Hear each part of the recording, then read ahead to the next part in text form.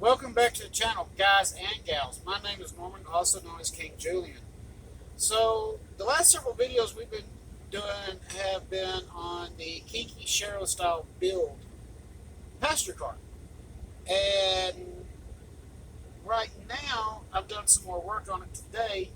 And of course, it's taking me a little bit longer because, as I've mentioned in some previous videos, with my shoulder being messed up right now, I don't want to be doing a lot of movement on it. So I'll have to take my time to do a lot of things. However, with that being said, I've also have to figure out a problem and do some fill pieces. So on the kinki sharyo car, this is where we're at right now. I have done underframe body detailing. Though not a whole lot, because you're not really going to see the bottom of it. So more or less what you would see from the side anyways. Got the bathrooms at each end. I haven't done any interior work. Now, I'm not really too sure if I'm going to do any interior on this one or not. I know I've said that before in the past. It's just carving the stuff out, or even so much as going in and having to say,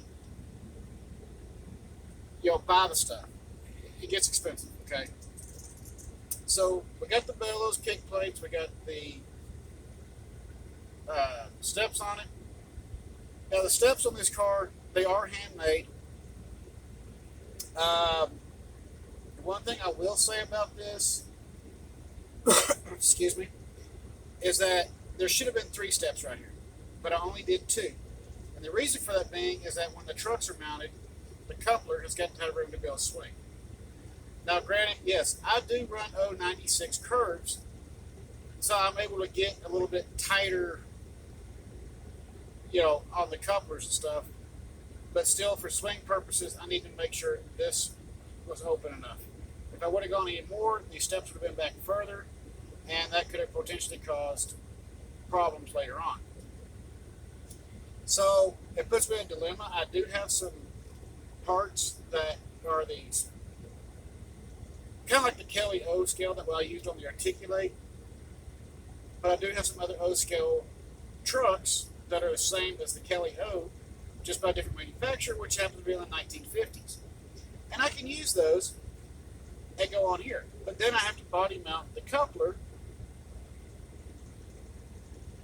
to here. So either way, whether I buy Atlas trucks to go on here, or I want to body mount a coupler, either way, I still got to have room for it to swing.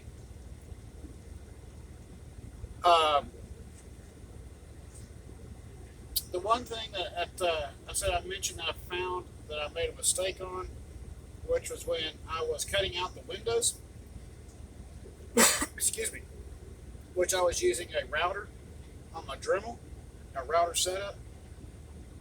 It took away from the line. That was my mistake, my bad. I'm going to have to fix it now.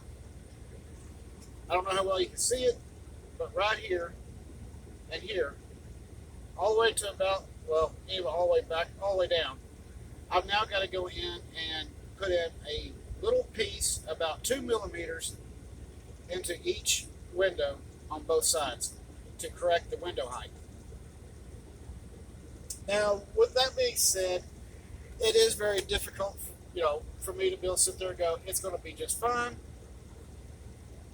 Partially because of that reason is that I have found pictures on the internet of the kinki sharyo cars where they've been rebuilt sometime in the late 80s. The windows are bigger. If you look at the Chihuahua Pacifico or El Chepe Express, or Chepe, depending on how you want to pronounce it, the windows are bigger, but that's also excursion train. The other one's a pasture train. The windows were enlarged. Some of them were, some of them weren't. So it really puts me onto a dilemma. Do I want to go ahead and fix that now, or just let it ride as it is? I would much rather prefer to go ahead and fix it now than later. And make it correct for the error that I'm modeling it in. The underframing here, the little detail pieces that I hand cut and hand carved, do I need, should I have done this route? There's really not a whole lot there. I mean, a lot of what I do when I go to model these kinky sharyo cars is by historical photographs of the F&M or NDM Railroad down in Mexico. And I'm always trying to get side shots so that I can see what I'm looking at. And that also comes up to another situation, is that some of the kinky sharyo cars were actually different. Some of them had these water tanks down here, had generators down here, you know, and just all types of stuff down here because they were a sleeper car. One of the cars I looked at had a small window here and a small window down here. And there was a space right here and then, other windows. And it was a sleeper car. So that really, there's many variations to the kinky sharyo. And it's a great passenger car. For being a kit car and being what they were, they're great. Some people would call them a bread box. They basically did look like a bread box. I mean, it was square. A little bit of a rounded roof, that was about it. AC vents, or ACs on top, have been modified over the years. There are some pictures I've been able to find that didn't have none. And then I found some that did. And they stuck up really high. Much like the Chihuahua Pacifico and the El Chepe Express. If you look at them, the AC units stand up tall. It was a modification that was done. So there again, multiple different ways that you can go with these cars.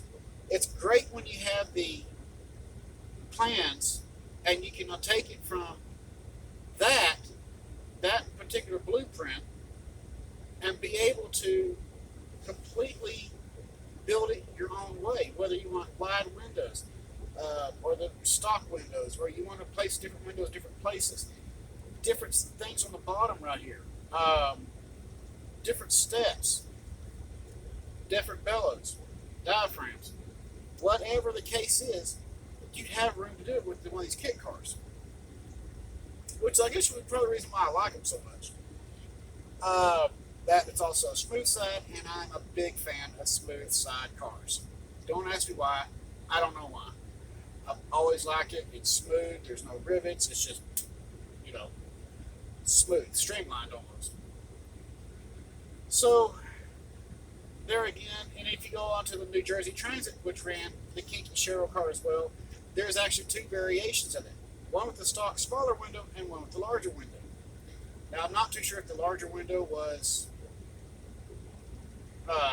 for the excursion that happened with the New Jersey Transit, or if it was some modification they did for a reason.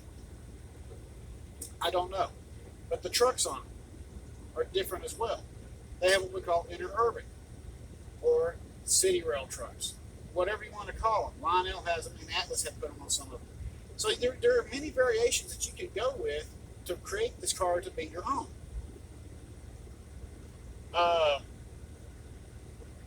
I think, honestly, if I had the time, which I will build some more of these,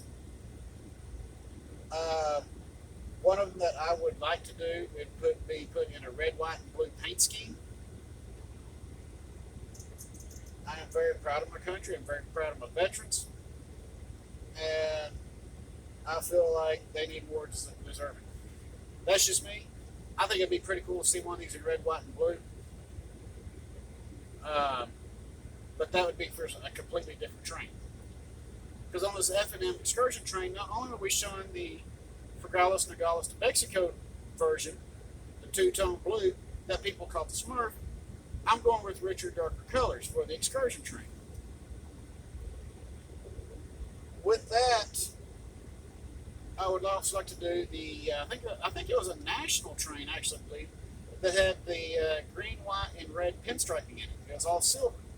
And I don't remember if that was a presidential train or if that was a special train. I don't remember because I haven't been able to find a whole lot on it.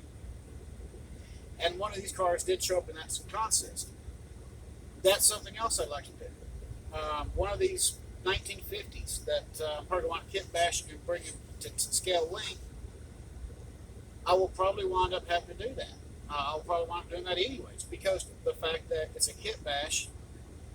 I'm going to have to rebuild them anyways, and one of the frames is no good. So at that point, I'm kind of having a free-for-all with doing whatever I want to do. So I'm thinking about maybe doing that one. But every one of the cars will have one of my kids' names on